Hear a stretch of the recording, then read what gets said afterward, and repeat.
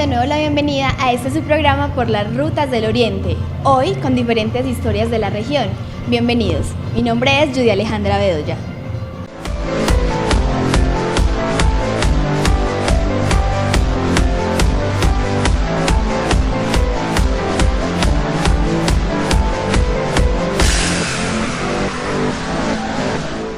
El Peñol vive su historia.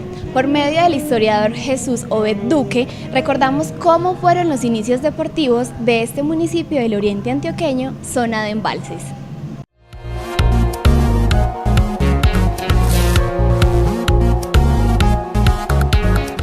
Bienvenido. Muchas gracias. Bueno, nosotros queremos que usted nos cuente esa historia tan maravillosa que usted tiene para contarle a todos los televidentes sobre cómo nace el fútbol en el Viejo Peñol. Bueno, primero que todo, el fútbol era en los juegos lúdicos, los recreativos, porque no habían escenarios de ninguna especie. Entonces, lo que era los 20 de julio, 7 de agosto y 12 de octubre, eso era sagrado. Uno como niño eran los días que esperaba, porque esperaba lo que era la vara de premio, el concurso de carrera de encostalados, el marrano engrasado que uno salía, todo eso, y la quebrada de hoyos. Eran actos muy especiales. También había concursos de nadado en el río, y ya después se organizaban equipitos de fútbol. Antes había unos equipos que eran mayores, pero se inició el fútbol ya porque en esa época se iniciaba el fútbol profesional colombiano. Sí, señor. Desde ¿Eso ahí, más o menos en qué fecha fue? Pues eso fue ya en los años 50. El fútbol profesional se llevaba a finales de los 40, de 1940. Y ya el fútbol profesional ya siguió, entonces ya se fue creando esa expectativa, ya entraban los primeros radios y los transistores. Entonces ya uno ya escuchaba ya las promociones de los equipos y todo eso. Entonces eso se fue creando como ya motivación para uno seguir fútbol y el interés del fútbol. Entonces había un profesor, el director de la Escuela Urbana de Varones, que promovía mucho lo que era el deporte en la escuela. Entonces siempre trataba de hacer unos torneitos y nos llevaba, digamos, los miércoles era sagrado, o cada 15 días miércoles, y nos sacaban, como se dice, de paseo.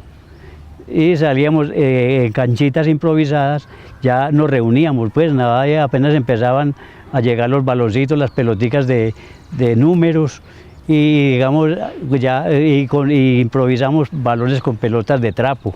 También utilizaron las pelotas también nos de trapo. tocó las de trapo. Bueno, más tarde ya empezaron ya a fomentar así equipitos, y ya en Guatapé, San Rafael, ya se llegaban los equipitos, pero lo más importante era lo del don Obed Hincapié, que nos hacía los torneitos sobre todos esos días, y pedía permiso al otro lado del río, y tenían que a alguien encargarse, porque la pelota se iba mucho al río, entonces conseguir moneditas para pagarle a esa persona.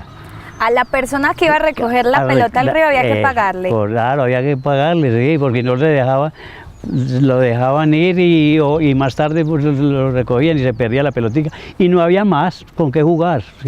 Sí, había que esperar hasta que se recuperara el balón. De lo contrario, pues ya se quedaba uno ya a la casa, se acababa el partido. Bueno, de ahí ya se fue momentando. De ahí no nos daban permisos, sino esos días especiales para jugar ahí el parque de fútbol. Pero ahí era más que todo donde se promovía el deporte a través de la misma escuela donde estaban pues los estudiantes, eran los que empezaban a moverse en el círculo del fútbol. Pero lo que no habían jugadores, sino digamos como recochitas, sí, porque no entrenaba. Entonces, ¿qué eran los deportes en el Peñol? Digamos, el 20 de julio, 7 de agosto y 12 de octubre, como les estaba comentando. Sí, señor. Entonces, ya desde el día antes preparando la vara de premio y todos los deportes. Y entonces ya programaban fútbol, pero en la plaza. Ajá, porque no había escenario. A un costado desde la plaza, porque eso era empedrado. Y entonces los mayores uno se iba y eso los parlantes y el perifoneo, eso era muy importante porque atraía todo. Y eso sí, en el Peñol hubo mucho perifoneo. Las cosas no se hizo así como improvisadas en ese sentido, todas esas fiestas. Entonces iniciaban con ciclismo a las 9 de la mañana, en esas bicicletas Monarch pesadas, rally, y algo así. El público se hacía la acera, pero llenaban eso de las ollas de agua y eso casi los ciclistas casi los tumbaban tirándoles agua. Hubo, digamos, muchos accidentes en ese sentido. Y eso era arrancaban y eso allá no era técnica, sino el que más pedal diera. Había un señor que patrocinaba eso, se llamaba Manuel Eduardo Rivera, ese era el que promocionaba, el encargado del ciclismo. Luego ya por la tarde el premio, las muchachas ya con el ramito de flores y de pronto el besito, que hasta ¿Ese mucho... era el mejor premio? Ese era el mejor premio, sí, porque casi lo único que daban por ahí de premios y grandes era una camiseta o algo así, o pantaloncillitos, Dumbo, que eran largos como pantalonetas. Sí, entonces, señor. Bueno. Luego ya digamos los grupos selección de la escuela. Sí. Y como ya le comenté la de los mayores también, pues yo digamos que o mencionemos nombres, quiere así. Claro, muy bueno sería mencionar personas. Digamos, había una persona muy entusiasta que se llamaba Roberto Giraldo Pedernera. Además era locutor y transmitía. Ese era el que movía todo, tanto en ciclismo como en fútbol. Entonces casi los mismos de fútbol eran los mismos de ciclismo. Pues ya por la tarde ya era el fútbol. Y ya de ahí ya uno ya se fueron muriendo o se fueron para Medellín o para otra parte. El fútbol nació, digamos, por esas personas, que unos eran profesores, trabajaban en Medellín o en otras partes, seminaristas que en las vacaciones venían y entonces ya promocionaban así también, animaban y entonces organizábamos grupitos. Ahí fue donde fue naciendo el fútbol. Luego ya, pues yo creo, para no alargarnos mucho, como no había escenarios, nos veníamos se llamaba un sitio, la Alemania. La Alemania. La Alemania, y ahí ya hicimos cancha también. Y entonces teníamos que en la plaza hacer, digamos, como la mosquita, algo así, y ir reuniendo, que fuera llegando. Y cuando ya llegaba, más o menos, arrancamos por ahí, no sé qué, por ahí 3 kilómetros a pie para llegar a la cancha. Ah, también, Sí. ahí hacían el calentamiento. En la plaza hacíamos el calentamiento y ya el calentamiento se hacía en la trotada para llegar a la cancha y llegar. ¿Y en qué momento entonces en el municipio del Peñol empezó el fútbol, digamos ya de manera más organizada, que se empezó a constituir como grupos de entrenamiento? Bueno, sí, ya llegó el presbítero Luis Alfonso Rivera, que fue rector, fue nombrado rector del liceo departamental.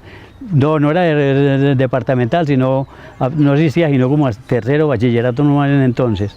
Entonces ya vino él estaba en Samaniego Nariño, de ahí, desde la diócesis de Sonsón y especialmente hacia el Peñol.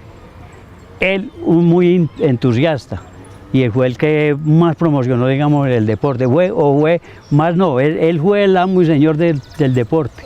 ¿Y qué hizo como para promover ese deporte? ¿Cuál fue de pronto el detonante para decir aquí hay que crear grupos de fútbol?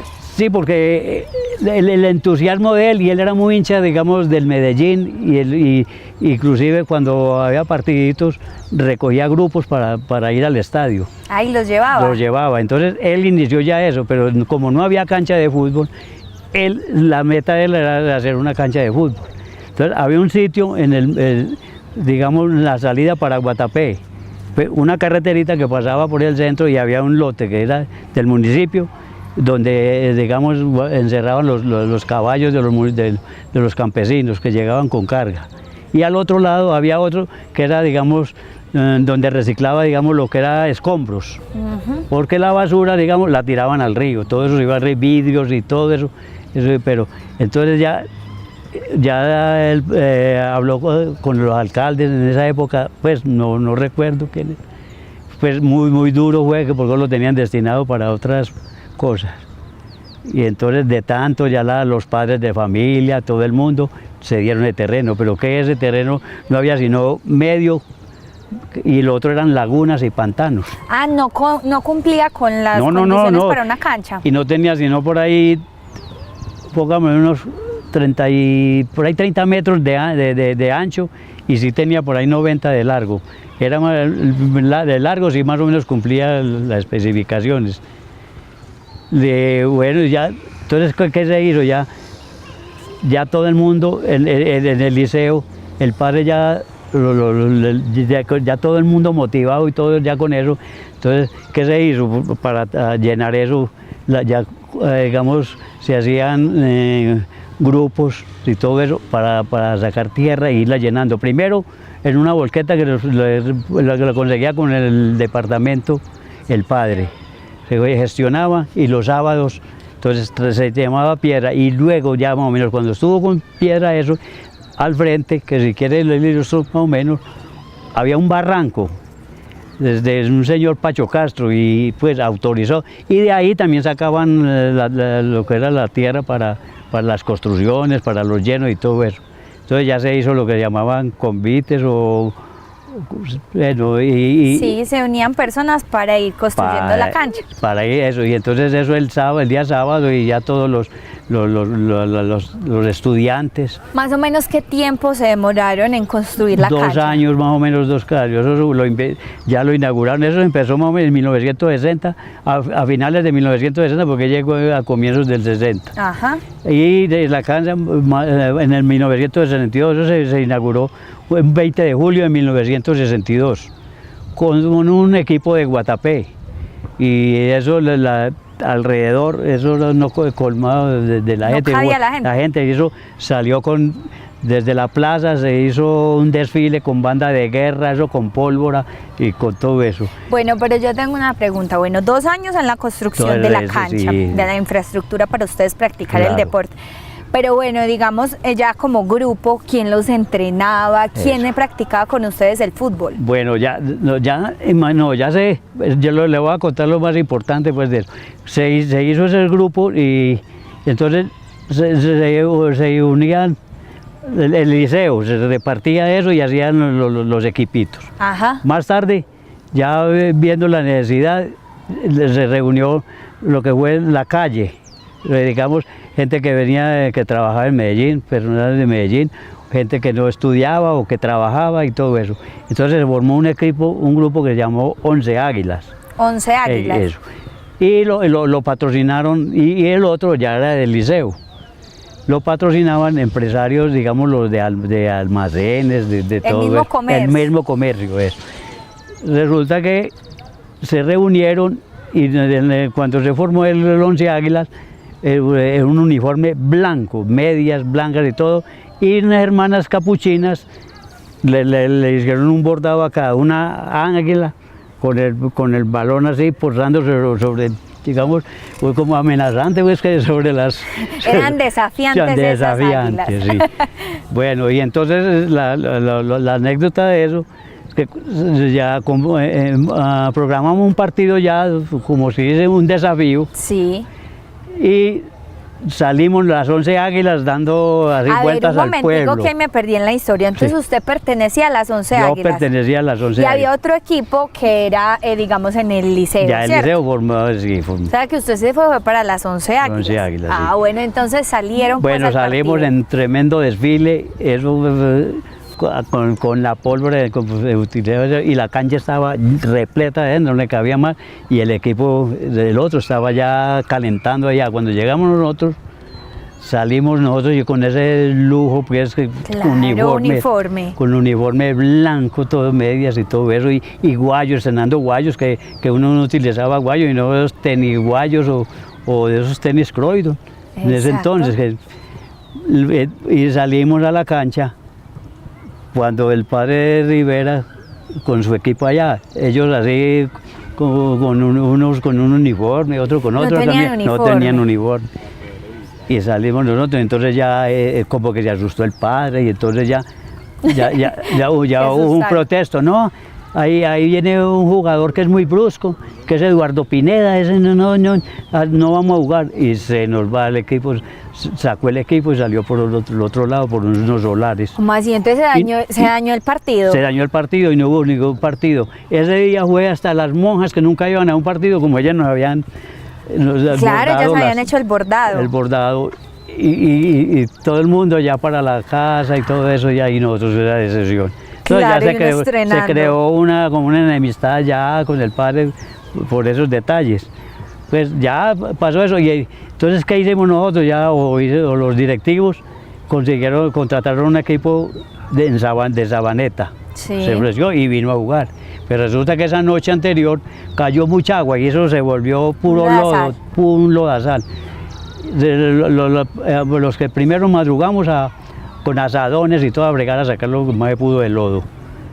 Y cuando a la hora del partido, nada, eso no corría la pelota y tal, y nosotros estábamos inaugurando y ¿cómo le parece? Nos hizo 13 goles Sabaneta y nosotros hicimos un golcito, me hicieron un penalti y lo cobró un Gildardo Hincapié y ese fue el único gol.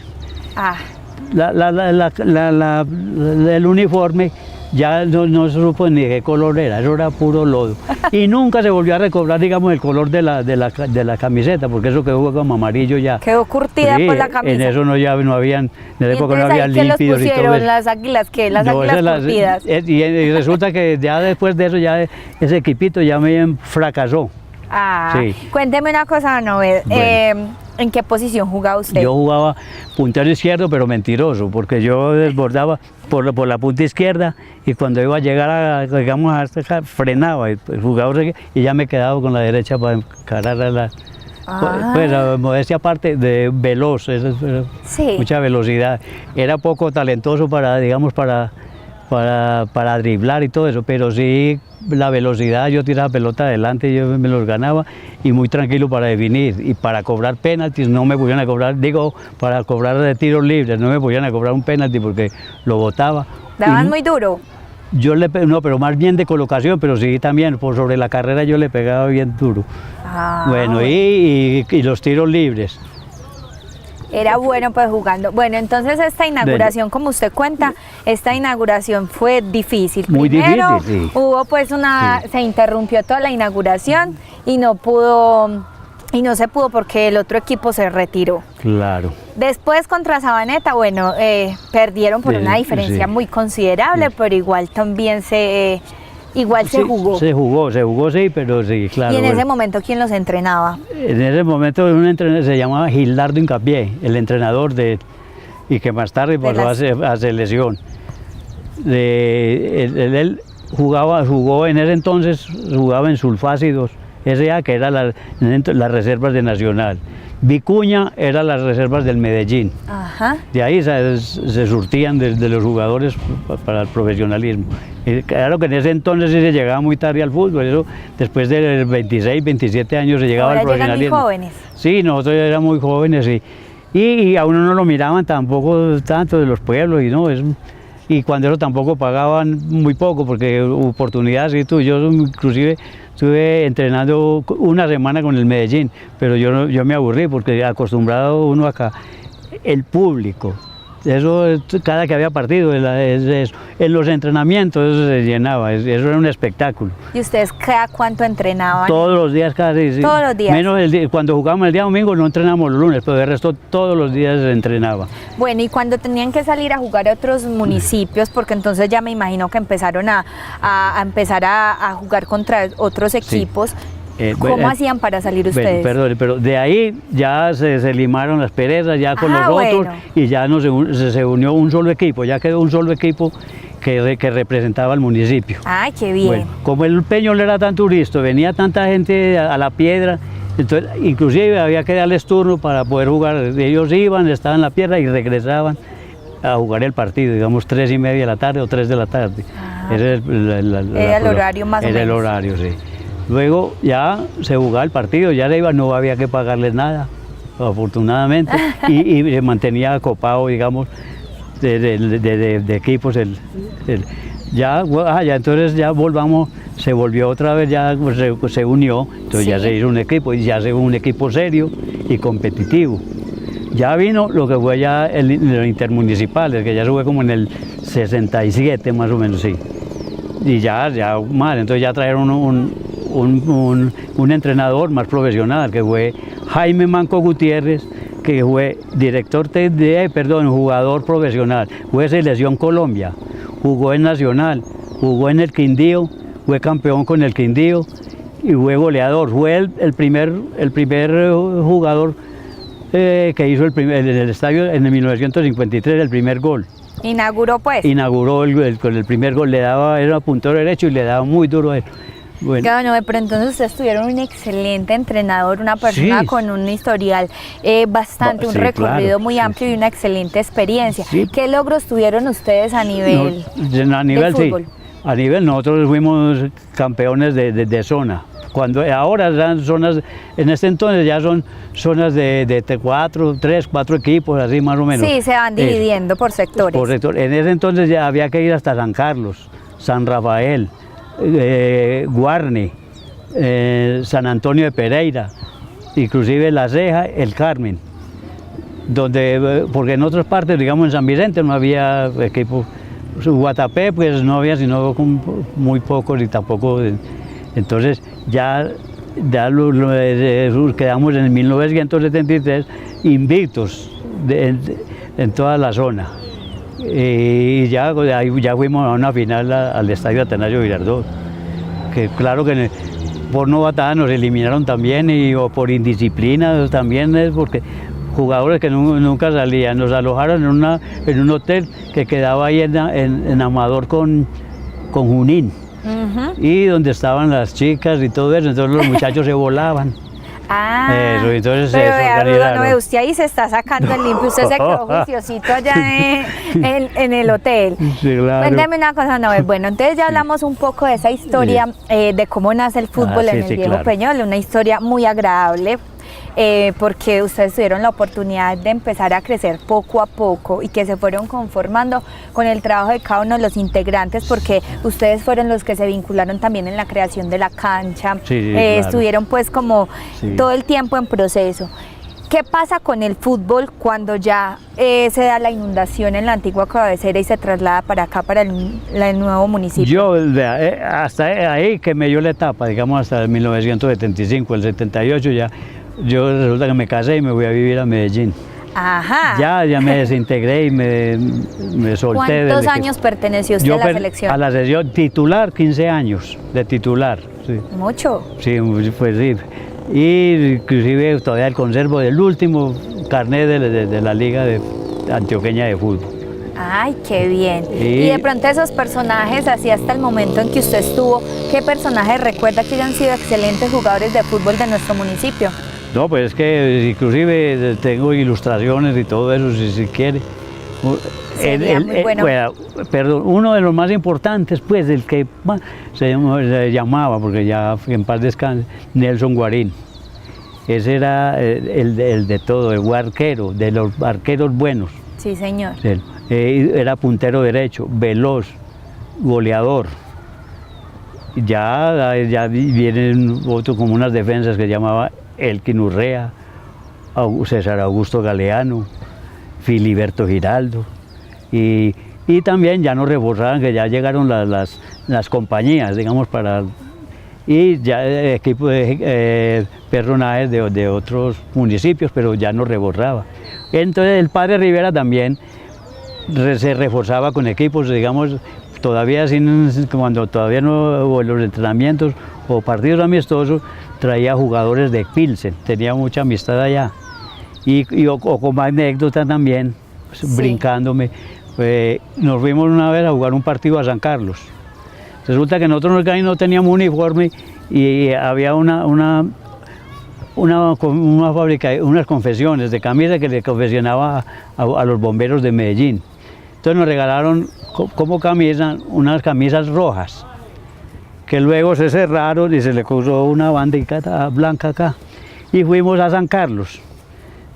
Uno de nuestros jugadores, Armando Giraldo, que fue también de preparador físico muy importante de la selección. Sí, señor. Se entró a tomarse, cuando llegamos a tomarse una gaseosa, a un café de eso, y cómo le parece que lo agarraron a botella.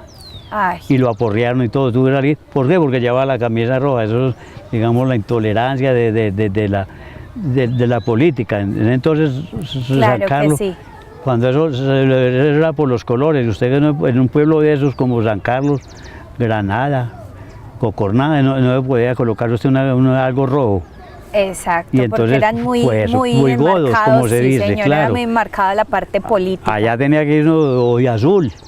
Sí, pues, esas anécdotas pues de eso, y Sí. en otros municipios que lo sacaban a una piedra. Marinilla siempre ha sido, digamos, de los que o ganan o ganan. Y ha sido un rival que hasta el sí. momento en la historia siempre ha tenido esa rivalidad. O sea, en el sentido de pronto competitivo ya se puede hablar en estos momentos. Sí. Quizás antes de pronto era un poco más fuerte, pero siempre ha sido como una competencia. Sí. Río Negro también ha sido una competencia para el Peñol, en donde siempre han tenido esa rivalidad de que siempre están como tratando de ganar. Pero ahora la historia cambia, ahora tenemos unas excelentes selecciones. Ah, usted es de Marinilla entonces. No, señor, yo soy del Peñol. Por eso le cuento, ahora la historia ha cambiado. El Peñol, el Peñol ha crecido mucho a nivel deportivo ahora en esta historia. Sí, claro. Don Obed, yo quiero agradecerle mucho por haber estado con nosotros en El Peñol Vive su Historia. Usted sabe que el tiempo en televisión es muy corto, pero entonces yo sí quisiera, como antes de terminar, dejar un mensaje para todas esas nuevas generaciones, porque eso es lo que busca El Peñol Vive la Historia, que a través de las vivencias de las personas que nos dejaron un legado en este momento, las personas que están actualmente también dejen huella para nuestras futuras generaciones. Lo primero que todo es la disciplina. Si no hay disciplina, uno no llega a ninguna parte. Puede ser muy calidoso, pero si no hay disciplina, a usted no lo tienen en cuenta. Ahora ya, primero prepararse académicamente y estudio, ya lo otro se va dando. Desde que haya disciplina es lo más importante, porque uno ya que termine un partidito y que me voy a bailar y a tomarme los traguitos, que va a haber un partido y que no me preparo, o que algo así, de ahí hasta ahí llegamos, como le digo. Claro que sí, eso es muy importante, la disciplina. Y pues qué mejor que en este escenario donde estamos, que es la cancha de fútbol del actual municipio del Peñol, y que atrás de nosotros se encuentra una selección que es infantil entrenando. Pues con eso queremos dar por terminado nuestro programa.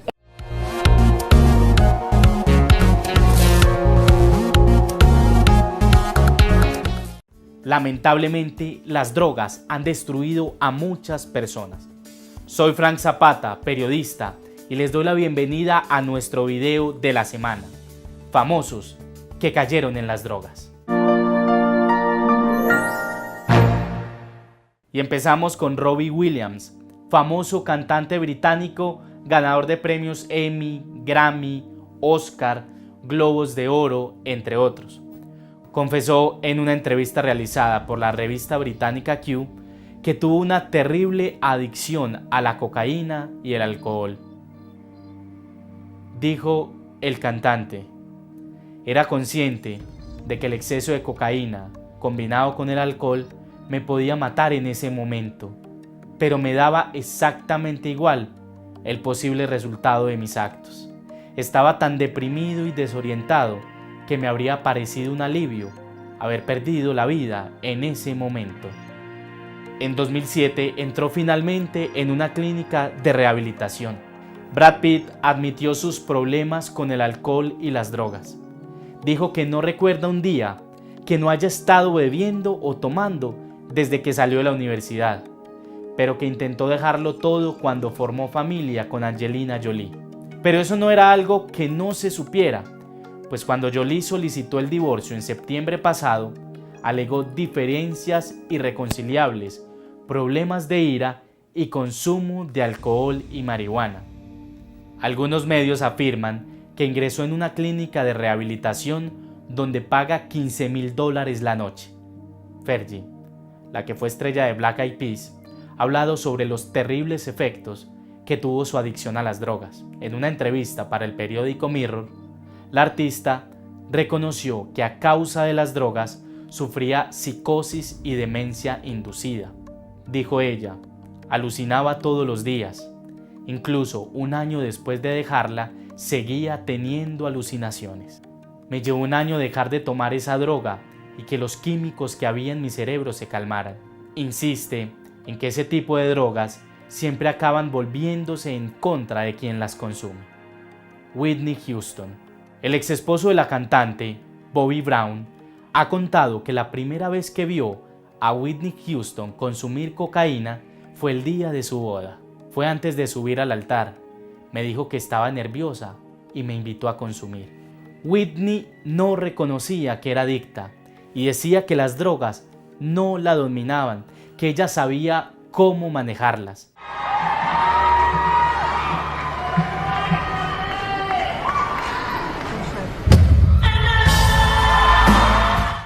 Lamentablemente, Whitney Houston falleció el 12 de febrero de 2012, a los 48 años. Las investigaciones revelaron que en su cuerpo había restos de cocaína y marihuana. Su única hija, Bobby Cristina, murió en julio de 2015 a consecuencia de inmersión en agua e intoxicación por drogas. Las drogas no son un juego. Puede ser el más famoso, poderoso, rico del mundo o todo lo contrario, pero si te metes con las drogas, terminarás con consecuencias como las anteriores. Estás a tiempo de reaccionar. No necesitas fumar marihuana para ser feliz. Dios te puede hacer completamente feliz. El amor de Dios y el amor de tu familia es lo único que necesitas. La Corporación Consejo Municipal del Municipio de La Unión hace un balance general de lo que fueron las sesiones ordinarias del mes de febrero, en cabeza del presidente Diego Alexander Tibaquirá.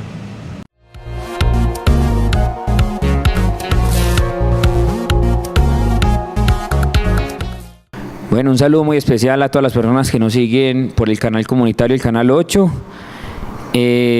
Contarles que se termina el periodo de secciones del mes de febrero y les queremos hacer un balance de lo que pasó acá en el recinto del Consejo Municipal. Cierto, pues primero decirles que varios proyectos se aprobaron, como el de la resiliación en Fátima y la resiliación en La Divisa, que constaban de 2 proyectos de acuerdo, que básicamente era como devolverle los derechos a las personas dueños de estos predios. Les cuento un poquito. Los señores vendieron un predio pequeño de su finca para hacer el acueducto, para hacer cualquier obra del municipio, pero entonces el jurídico, cuando se vendió eso, escrituró toda la finca a nombre del municipio.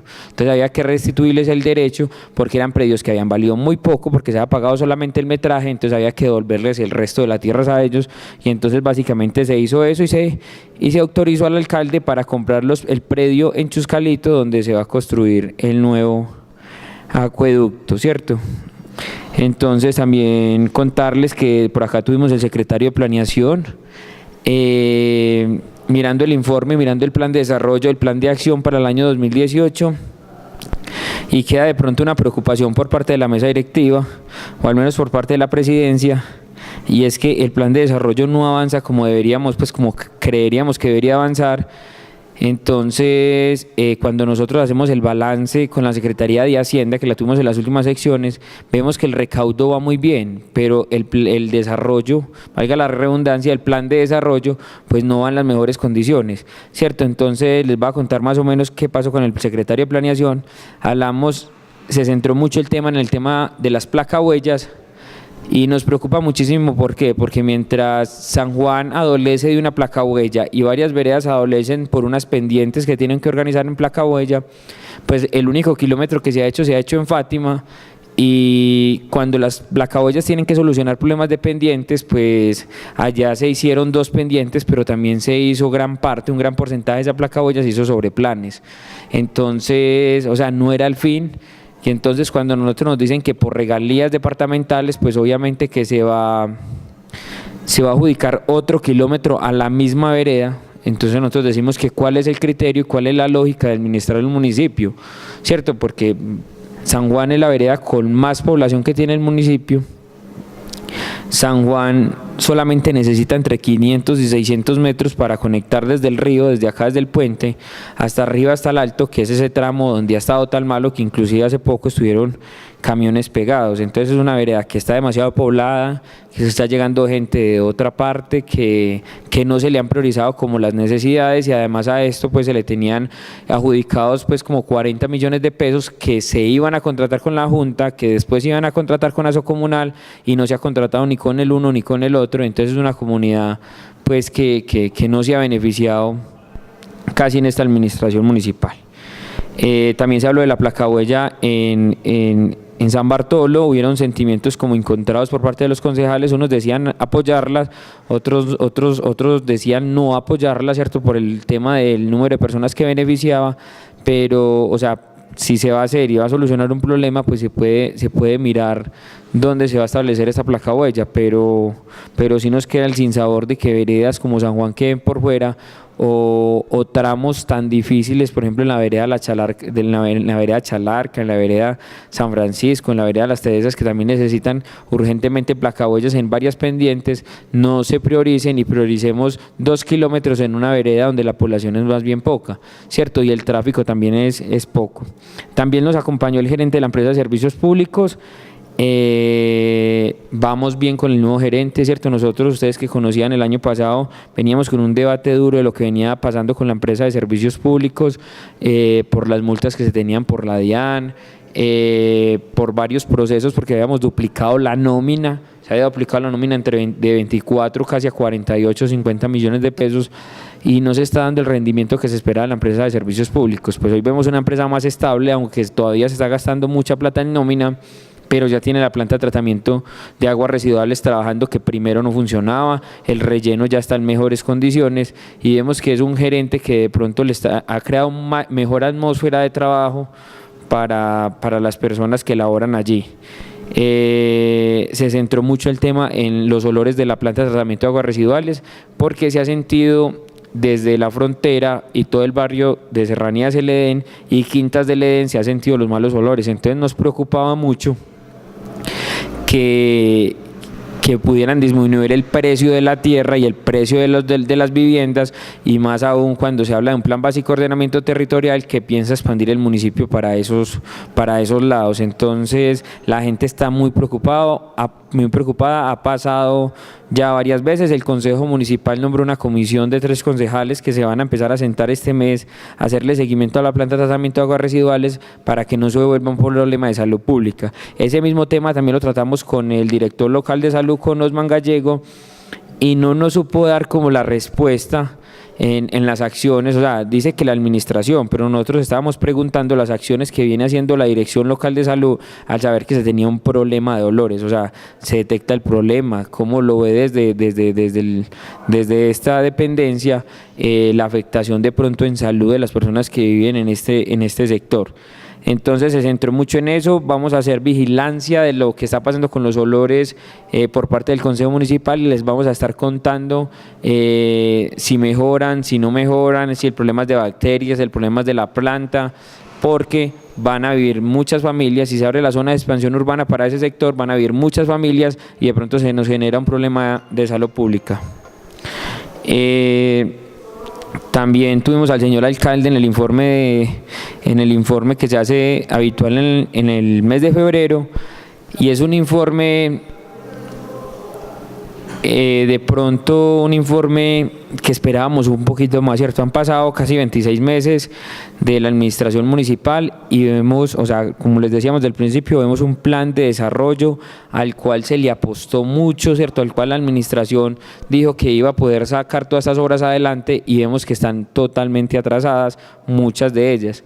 Entonces, lo que más nos preocupa es que van atrasadas muchas obras, y lo otro es que están subiendo la vara, ¿cierto? Se está incumpliendo, y además a esto se están prometiendo cosas adicionales cuando hay un plan de desarrollo que no es claro. Por ejemplo, en la aprobación de los proyectos de acuerdo, de los pocos que se negó el del Sagrado Corazón de Jesús, el acuerdo 015, por el cual se cambia la destinación de tramos de vías y espacios de zona común. ¿Qué se buscaba con este proyecto de acuerdo? Englobar el lote, ¿cierto? El lote donde van a hacer el nuevo hospital tiene unas calles y tiene unas zonas comunes que hay que englobarlas. O sea, usted que nos está viendo, si usted tiene 2 lotes y quiere hacer una construcción unificada, pues usted lo primero que tiene que hacer es englobarla para luego construir, ¿cierto? La administración hizo las cosas al revés. Hizo primero invirtió 700 millones de pesos en estudios y en planos sin englobar ese lote y pone en riesgo la seguridad jurídica del municipio, la seguridad jurídica del lote, cuando se habían otorgado unos lotes de 72 metros a familias del Sagrado Corazón de Jesús y algunas les habían hecho firmar una resolución para que renunciaran a esa promesa de compraventa, y la administración nos argumenta que esa promesa es inválida. Entonces nosotros en el consejo, varios concejales, llegamos a la conclusión de que si era inválida, ¿para qué se firma algo que ya estaba invalidado? ¿Cierto? Entonces muchos de los concejales pensaron en la seguridad jurídica tanto de esta corporación y dijeron pues negar el proyecto hasta tanto la administración municipal no empieza a resolver el tema jurídico con las familias que no han renunciado y con las que han renunciado porque hay suficiente terreno en el Sagrado Corazón de Jesús. Entonces hay que hacer las cosas al derecho. Se invirtieron 700 millones de pesos en un lote que no se sabía a ciencia cierta cómo estaba, ¿cierto? Había que primero englobarlo, había que primero venir al consejo, englobarlo, luego invertir los 700 millones y luego hacer las gestiones del hospital. Nosotros vemos con mucha preocupación el tema del hospital porque en el presupuesto departamental hay muy poco dinero para infraestructura hospitalaria y ya le otorgaron un gran porcentaje de estos recursos al hospital de otro municipio. Entonces contarles pues como eso, el consejo le va a hacer seguimiento también a este proyecto de acuerdo. Contarles que también se hizo una sesión con la secretaria de Gobierno Lourdes Fernanda Muñoz. Se hizo muchas preguntas en qué iba el tema de las cámaras de seguridad, cómo avanzaba el municipio, ¿cierto? Casi como que la misma condición con todos los secretarios que pasaron por acá. Encontramos que el plan de desarrollo va lento, que el plan de desarrollo no se le, pues como ese gran porcentaje que esperábamos para estar en un 50-55% de gobierno. Básicamente con ellos la única diferencia fue con la Secretaría de Hacienda, que vemos que el recaudo va muy bien, como lo dijimos ahorita, y que los indicadores en temas de impuestos, en temas de cobro coactivo han mejorado mucho, y vemos que es una dependencia que tiene muy buenas funcionarias, ¿cierto? Hay personas muy valiosas que trabajan en esta dependencia y han hecho que trabaje como un relojito. Pero la pregunta es, le subimos los impuestos a la gente y no se está viendo reflejado en más inversión. Eso es claro, esa es una de las grandes preocupaciones que tiene el Consejo Municipal. También citamos a una capacitación de Plan Básico de Ordenamiento Territorial al Consejo Territorial de Planeación.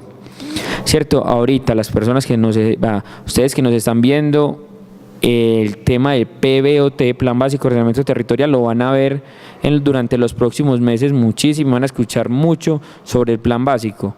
¿Qué es el Plan Básico de Ordenamiento Territorial? Es la carta que determina cómo va a quedar la Unión en los próximos 12 años, cómo va a crecer la Unión, cuál va a ser la vocación, ¿cierto? Industrial, agrícola, cuáles son los suelos que nosotros vamos a destinar para el desarrollo de la industria y qué tipo de industria, a qué le vamos a apostar a nosotros como municipio, a hacer más residenciales, a hacer más, o hacer más un municipio comercial, turístico, industrial. Hay muchos componentes que se tienen que dar claros para dónde va a crecer el municipio de la Unión, ¿cierto? Va a crecer hacia el sur, hacia el norte, cuáles van a ser las zonas de expansión urbana, cuáles van a ser las zonas de parcelas, cuáles son las afectaciones que hace Cornare a las zonas de inundación, a las zonas de ladera.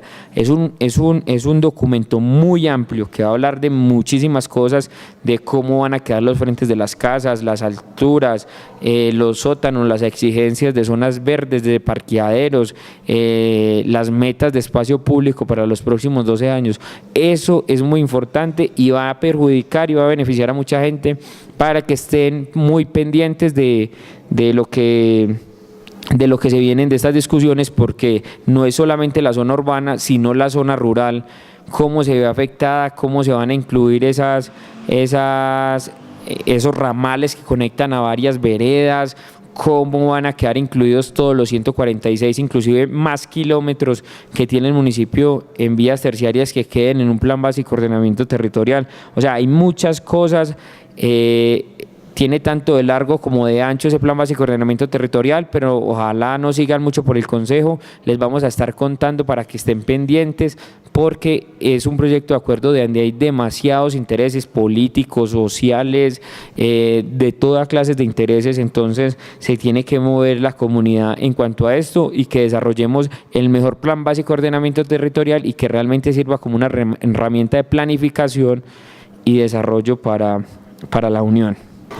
También tuvimos el homenaje del Día de la Mujer. El Consejo Municipal escogió a 3 maravillosas mujeres, Araceli Cardona, Patricia Orozco, Amparo López de Aguirre, 3 mujeres que significan mucho para este Consejo Municipal, pero también significan mucho para la comunidad por toda la trayectoria y todo lo que aportan día a día al desarrollo y al patrimonio y a la historia de este municipio. Se escogieron, se les hizo un reconocimiento, pero también abre la puerta como a la conmemoración del Día de la Mujer, y contarles de que el Día de la Mujer se conmemora y no se celebra es por la sencilla razón de que en Estados Unidos en una fábrica se quemaron 140 mujeres y quedó en la agenda internacional los derechos por la igualdad de ellas. Cierto, esto hay que decirlo, las mujeres se tienen que apropiar de los derechos porque ha pasado muchísimas cosas. Las mujeres hoy en día pueden votar, pueden tener mejor acceso a trabajo, pueden tener unas mejores condiciones, pero falta muchísimo. Por ejemplo, en el municipio de La Unión se hizo un cabildo por los derechos de las mujeres, que lo hizo la Red de Mujeres, fue un cabildo muy bien elaborado, realmente nada que envidiarle a una gran conferencia, a unos grandes estadistas, y que venir y nos contaran estas mujeres todo lo que estaba pasando en la región, lo que estaba pasando en el municipio de La Unión y la necesidad de tener una política pública de equidad de género que esté acorde a las necesidades de las mujeres unitenses. Cierto, arrojaron unas necesidades de afecto, unas necesidades de independencia económica. En esas necesidades de independencia económica es para que ellas no dependan de otra persona y que los salarios, como pasa en muchos cultivos en el municipio, que se les pague igual a ellas que a los hombres, porque a veces trabajan más inclusive y se les paga menos 5 o 10 mil pesos de lo que se le paga al hombre. Eso se tiene que impulsar desde una política pública. También el tema de participación en política, ¿cierto? Que ellas se sientan representadas, y un tema de que yo creo que fue mucha parte del cabildo, y es las múltiples violencias contra la mujer, ¿cierto? El indicador de Colombia es un indicador muy alto en maltrato contra las mujeres, está en 101.000 mujeres maltratadas en el último año. Eso es altísimo, eso son casi 13 mujeres por hora. Que sufren cualquier tipo de maltrato. Entonces vemos que las rutas a veces no funcionan, las vemos en otros municipios, y la preocupación de estas mujeres de que esas rutas realmente funcionen, le solucionemos los problemas a ellas. Falta una brecha.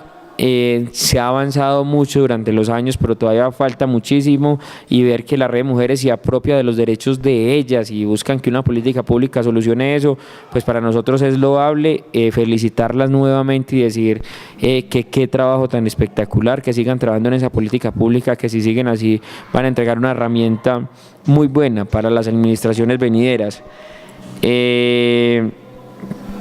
Contarles que estuvimos pues en la sesión de fiestas de la Papa.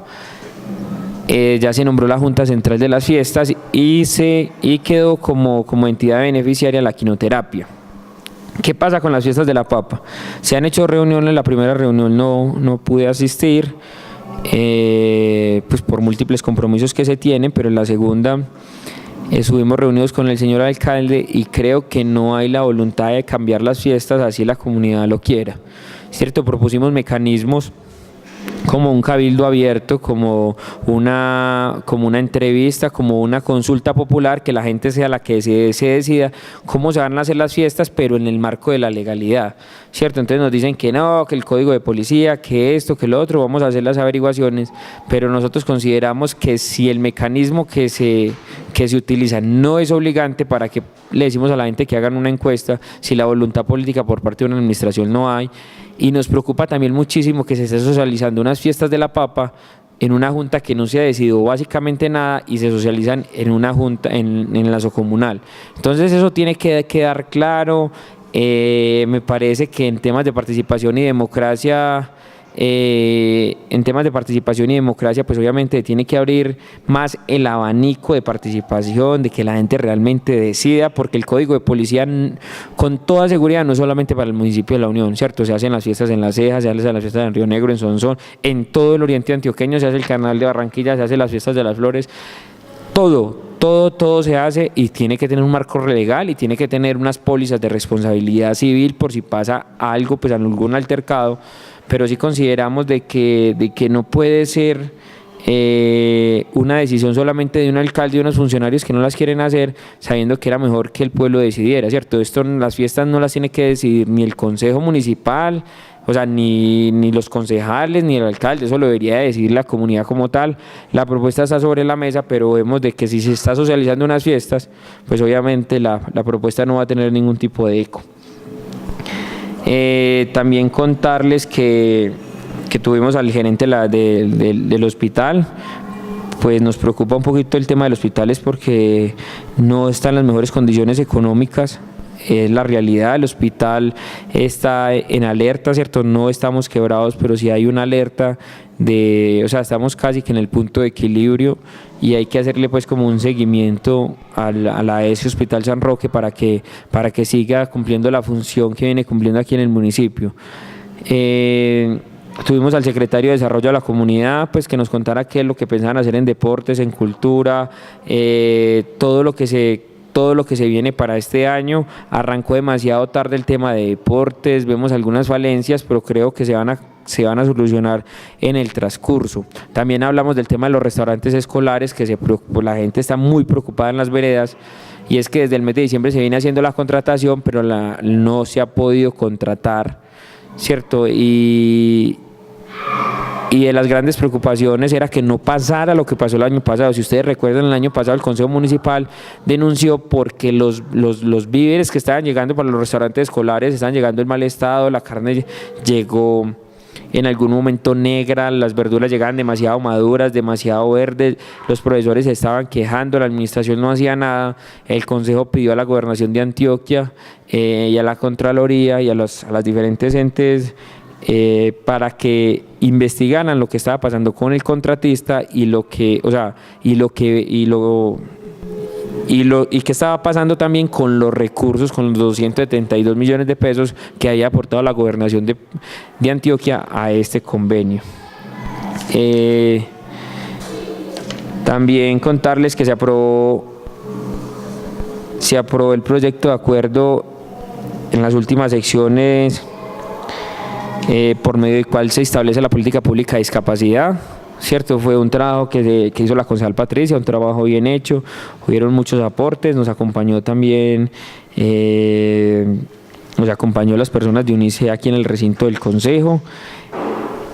Se aprobó la política pública de vejez de envejecimiento. Era una política que se necesitaba, y en las dos políticas coincidimos en algo: que los diagnósticos no se aterrizan a la realidad del municipio de La Unión. El director local de salud nos decía que había que aprobar la política para después hacer el diagnóstico. Eso no funciona así, ¿cierto? Se aprobaron porque se necesitan como herramientas de gestión y se pueden ir mejorando en el camino, pero los diagnósticos no obedecen a la realidad del municipio. Por ejemplo, la política pública del Cabildo del Adulto de vejez y envejecimiento, casi siempre el 60% o más era información del municipio: dónde está ubicado geográficamente, cuánto se demora desde Medellín, cuánta población tiene, pero casi no hablaba de la población de la tercera edad. Nos preocupaba muchísimo, era porque muchos datos generales del municipio que están en Wikipedia, que están en casi cualquier parte, y no se centró directamente en temas como cómo estaba la parte económica de los adultos mayores, cómo estaba el tema nutricional, o sea, muchos indicadores que se deberían de tener por una política pública para empezar a establecer acciones y medidas para que le solucionemos los problemas y que no se vuelva solamente la estampilla pro tercera edad, solamente para celebrar una semana del adulto mayor, o mirar a ver cómo como les brindamos cualquier atencióncita, no, hay muchas necesidades que resolver y por primera vez en los últimos 2 años, 3 años, la tercera ha tenido un presupuesto decente para que ejecute, para que resuelva sus problemáticas, y vemos que la política pública, aunque se aprobó en el Consejo Municipal, le falta mucho más al diagnóstico. Y decirles que también que de pronto la excusa de la administración en decir que era por falta de personal, por falta de recursos, pues eso no es claro, porque obviamente en otros años se han gastado mucho dinero en la tercera edad que no ha tenido el impacto necesario como para resolver los problemas de ellos. También se creó el Consejo Municipal de Paz y Reconciliación y Convivencia del municipio de La Unión, un proyecto que se tenía que dar por trámite para que este Consejo Municipal se empezara a reunir y buscar acciones para pasar esa página de la violencia y de hablar de un posacuerdo, aunque muchos pues tengan como sus diferencias en el tema del acuerdo de la paz, pues es una política de gobierno que se le tiene que ir dando celeridad y se le tiene que ir dando trámite. También decirles que se aprobó el proyecto de acuerdo por el cual se autoriza al alcalde para servir de garante a la ejecución del proyecto de vivienda San Pablo Apóstol del municipio de La Unión, que era el proyecto que se va a construir de 25 viviendas por el sector de Nutra. Se aprobó aquí en el Consejo Municipal para que el municipio sea el que garantice que los recursos del proyecto estén, ¿cierto? Adquiere un crédito con Confama, se ejecutan las viviendas y las personas le pagan directamente al municipio y a Confama, ¿cierto? Realmente la figura quedó muy en el aire, pero es como que se garantice la ejecución del 100% del proyecto. Yo creo que no es más en temas de las secciones que se vinieron en el Consejo Municipal. Decirles de que nos vemos en mayo o en unas próximas sesiones extraordinarias. Hay mucha tela por cortar, vamos a estar pendientes de muchos temas, del tema del recaudo de los impuestos, cómo avanza el plan de desarrollo, cómo están los intereses de ustedes como comunidad y los que piensa la administración municipal y cómo se pueden tramitar. Entonces vamos a estar pendientes aquí discutiendo lo que realmente a ustedes les interesa.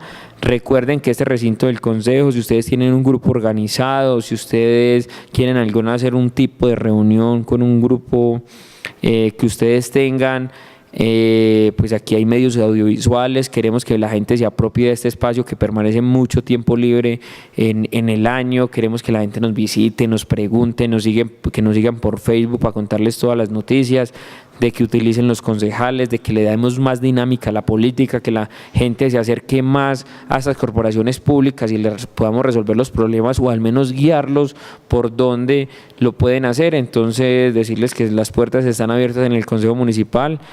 Nos vemos en las próximas sesiones, sean extraordinarias o sean ordinarias del mes de mayo, y que tengan buen día. A ustedes, queridos televidentes, muchas gracias por estar en compañía de nosotros. No olviden seguirnos en nuestras redes sociales, Facebook y YouTube como Expresiones de Oriente. Nos vemos en una próxima emisión de nuestro programa. Hasta entonces.